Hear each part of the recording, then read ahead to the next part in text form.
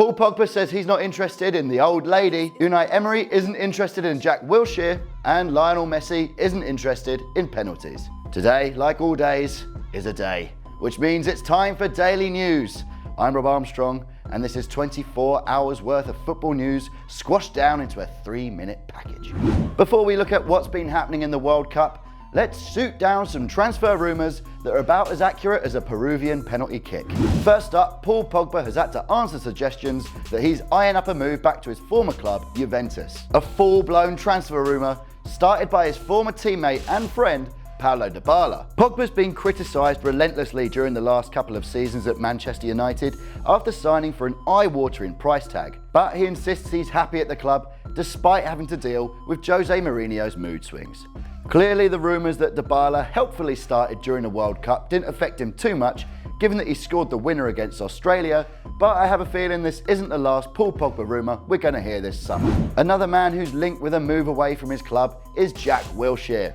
But unlike Paul Pogba, he doesn't have a World Cup goal to console himself with. Instead, he's just got Unai Emery telling him that he's not needed at Arsenal anymore. With Lucas Torreira being a big target for the Gunners, Granit Xhaka signing a new contract and a deal on the table for Aaron Ramsey, there's just no room at the inn when it comes to the Arsenal midfield for Jack Wilshere. Several Premier League clubs, including West Ham, Everton and the George Mendes sex toy Wolverhampton Wanderers, are all said to be interested in the England man, as well as a number of clubs in Serie A. Wilshere and Pogba don't look like they're the only Premier League midfielders on the way out of their clubs, with Ilkay Gundogan attracting interest from Barcelona, who need to replace Andres Iniesta with someone with slightly less talent, but a bit more hair. And finally, the spicy subject of penalties. VAR had its first impact on the World Cup as Antoine Griezmann got his decision overturned, despite the replay showing that there was actually a slight bit of contact on the ball before Griezmann. The Frenchman then tucked it away, with everyone on the internet going into total meltdown about VAR.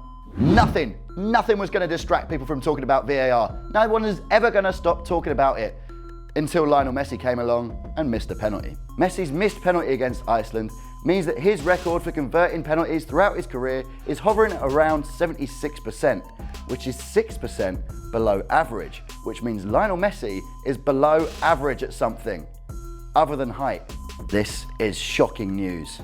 But at least to console ourselves, we've got 4 more weeks of Goat Watch to look forward to, with loads of chat and complaining about VAR in between. That's all we have time for on today's Daily News. But tomorrow will be today in a few hours, so there'll be another one then. But until then, why not download the Onefootball app and watch Onefootball TV, where there is no today or tomorrow, just a 24-hour continuous stream of football stuff all the way up until the end of the World Cup. Now I'm off to shout GOAT and VAR at groups of strangers in football shirts so I can try and fit in. But I'll be here tomorrow with more Daily News.